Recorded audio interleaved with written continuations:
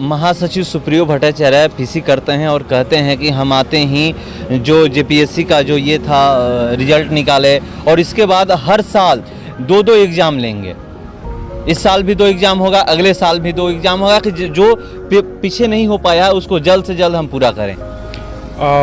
वो जो बात बोले हैं बिल्कुल वो होना चाहिए, लेकिन वो धरातल पे दिख नहीं रहा है। उन्होंने जो बातों को स्पष्ट रखा है, जैसे कि कुछ और भी बातें उसमें मेंशन किया गया था, और उन्होंने कहा कि प्रदेश की आर्थिक स्थिति इतनी मजबूत नहीं है कि हम बच्चों को मतलब बिना फीस का एग्ज़ाम ले लें, जबकि ये सरासर गलत है। क्योंकि वो जब उनका हर एक प्रोपेगेंडा यही था कि सारे एग्ज़ाम्स को हम 100 फीस के साथ ही मतलब कि उतना ही इंक्लूड करें और सारा एग्ज़ाम को कंडक्ट कराएं। लेकिन अभी कौन सी मजबूरी आ गई कि आखिर बच्चों से वो 500-500, 600 रुपये ले रहे हैं। क्या हम उतने काबिल है देने के लिए? हम अपना साइकिल को, अपना घर के सामान को गिरवी रख करके हम एग्ज़ाम का फॉर्म भरेंगे और वो BMW कार में घूमेंगे, तो ये मतलब वहाँ पे प्राथमिकता नहीं आ रहा है। तो हम तो कहना चाहते हैं कि आप BMW कार बेचिए, सारे अभ्यर्थियों का फॉर्म भरा जाएगा। मतलब अब ये कहना चाहते हैं कि बेरोजगारों से पैसे लेकर के सरकार अपने राज्य की आर्थिक स्थिति मजबूत करेगी। बिल्कुल यही कर ही रही है। वास्तविकता तो यही है कि अगर यहाँ इतना अभ्यर्थी फॉर्म भरेंगे तो 350-400 करोड़ वहाँ पे आएगा। वो फंड कहाँ जाएगा? जेएम के खाते में ही जाएगा, वही अपनाएगी, जिस तरह से पिछले सरकार ने किया था। और इस बार सरकार कह रही है, वो जिस तरह से मैनिफेस्टो में बोला था कि कोई फीस नहीं लेंगे, सिर्फ 100 फीस होगा हर एक एग्जाम के लिए, वो कंडक्ट कराए उस लिहाज से। अगर नहीं हो पाएगा तो फिर आप क्यों वादा किए थे? और दूसरी बात, सबसे बड़ी विडंबना यहाँ पे सामने आ रही है कि जो BC1 का कैटेगरी है उसको बिल्कुल प्रशासनिक सेवा से खारिज कर दिया गया। हम जैसे अभ्यर्थियों का ख्वाहिश रहता है, दिली इच्छा रहती है, हमारा सपना ही है कि हम प्रशासनिक अधिकारी बने और अपने आप को इतना मजबूत करें ताकि हम झारखंड में योग्य सेवा दे सकें। लेकिन हमें योग्य सेवा देने से वंचित कर रही है। तो कहीं ना कहीं ये सोची समझी राजनीति है। ये जो तुगलकी फरमान जारी किया गया है, इसका प्रोपेगेंडा हमें समझ में आ रहा है, जिस कारण से हम लोग इसका विरोध कर रहे हैं। क्या है?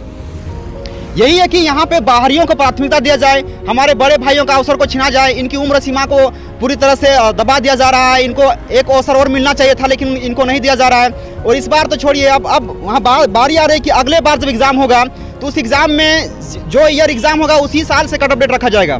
तो बताइए उसके बाद जो यहाँ पे अभ्यर्थी आएंगे तो इस लिहाज से तो पूरी तरह से यहाँ के अभ्यर्थी त्रस्त हो जाएंगे। जबकि बाहर के राज्यों में ऐसा बिल्कुल नहीं है। वहाँ का कट ऑफ डेट अक्सर मतलब कि 40 साल का रहता है और साथ ही साथ उनको रिजर्वेशन भी दिया जाता है। जैसे कि आप मध्य प्रदेश ले लीजिए, छत्तीसगढ़ ले लीजिए, बिहार ले लीजिए, तो सब में रहता है, लेकिन वही आरक्षण हमारे झारखंड में नहीं है। और फिर बात करेंगे जो अदर स्टेट के जो अभ्यर्थी हैं उनको यहाँ के लिए 10% रिजर्वेशन मिलना चाहिए। जैसे कि हम बिहार जाते हैं, यूपी जाते हैं, तो हमको सिर्फ 10% आरक्षण मिलता है वहाँ के एग्जाम के लिए। तो वो भी वही चीज़ यहाँ भी होना चाहिए, लेकिन ये सब नहीं दिख रहा है। तो कहीं ना कहीं सोची समझी रणनीति है, बाहरियों को अवसर दिया जा रहा है, अपने भाई भतीजावाद किया जा रहा है। और मैं कुछ कहना नहीं चाहूँगा इन लोगों की, क्योंकि ये लोग मनमानी तो कर ही रहे हैं और इसीलिए हम अभ्यर्थियों का गुस्सा फूट रहा है। तो उनसे हम अनुरोध करेंगे और रिक्वेस्ट करेंगे और ये चेतावनी भी है कि आप अभ्यर्थियों से मत खेलिए, नहीं तो ये धरती फटेगी, ज्वालामुखी उगलेगा और फिर आपको जला के राख कर देगी। सीटों की संख्या भी सुनने में आ रहा है कि इस बार घटा दिया गया है। बिल्कुल घटा दिया गया है सीटों की संख्या। तो आखिर वही सबसे बड़ी बात है कि बैकडोर एंट्री की बात चल रही है यहाँ पे। आप खुद देख सकते हैं कि पिछला बार 2020 में जो आया था वो 282 था, अभी 252 के आसपास कर दिया गया। बाकी सीट कहाँ गया?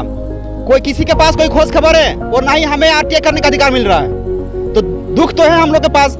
आखिर ये अपना पीड़ा को कहाँ दिखाएंगे? और इसीलिए हम लोग सोशल मीडिया के माध्यम से, मीडिया बंधुओं के माध्यम से अपना पीड़ा प्रकट कर रहे हैं और इन सरकार में बैठे सारे नुमाइंदों को और मठाधीशों को ये चेतावनी दे रहे हैं कि आप सुधर जाइए, नहीं तो फिर जिस दिन झारखंड के स्टूडेंट एक हुए जागें, आपकी सत्ता को तख्ता पलट कर देंगे। अब आगे की कार्रवाई आप लोगों की क्या होगी? बस चल रही है सर, हमारी रणनीति बन रही है। हम धरातल पे उतर चुके हैं और हमारा काम धीरे धीरे हो रहा है। जैसे कि अगर सरकार हमारी बातों को नहीं मान रही अभी, तो हर एक चौक चौराहे पे जो हमारा गाँव है, हमारा प्रदेश है, हमारा पंचायत है, हर एक पंचायत पे बोर्ड लिखेगा और बोर्ड में लिखा हुआ रहेगा कि JMM और कांग्रेस नो एंट्री। जब तक से वो हमारे साथ न्याय नहीं करेगी, हम उनको नो एंट्री में रखेंगे। अच्छा, चलिए तो आप